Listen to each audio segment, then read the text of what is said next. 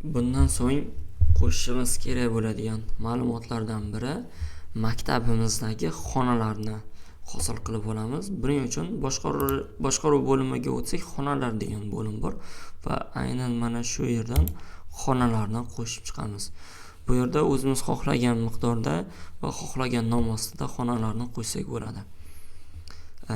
Sizda xonalar tartibi qanday ketadigan bo'lsa, xuddi shu tarzda yozasiz. Misol tariqasida agar sizda raqam bo'yicha bo'ladigan bo'lsa, yozib chiqishingiz mumkin. Birinchi xona, ikkinchi xona deb. Agar bir xil xona qo'shmoqchi bo'lsangiz, bu xona mavjud deb ko'rsatib turadi. Bizda 6 gacha bor ekan. Misol tariqasida 7-xona yoki 8-xona qilib qo'shsak bo'ladi. Va bir vaqtni o'zida bir nechta xona qo'shish ham mumkin. Misol tariqasida 9 qo'yasiz va virgul 10 qo'yasiz. Xullas xonani nomini yozib bo'lgach virgul qo'yib davom ettirib ketaversangiz bo'ladi yoki enterni bossangiz ham shu xonalarni davom ettiradi. Barcha xonani qo'shib bo'lgach saqlashni bosadigan bo'lsangiz, bu yerda barcha xonalar qo'shiladi. Keraksizlarni esa o'chirib tashlashingiz mumkin. Yoki odatda maktablarda yoki tashkilotlarda quyidagi ko'rinishda bo'ladi. Masalan, birinchi etajdagi xonalarni, birinchi qavatdagi xonalarni 105-xona yoki 106-xona deb shu tarzda ham yozish mumkin. Xuddi shu tarzda ham qo'shib ketaverasiz.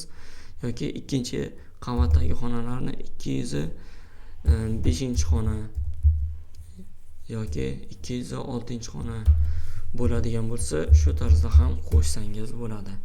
Yoki umumiy miqdorda bu yerda xonalarni nomini ham yozsangiz bo'ladi. Misol uchun fizika xonasi yoki matematika xonasi. Stadion bo'lishi mumkin. Stadion deb yozsangiz ham bo'ladi.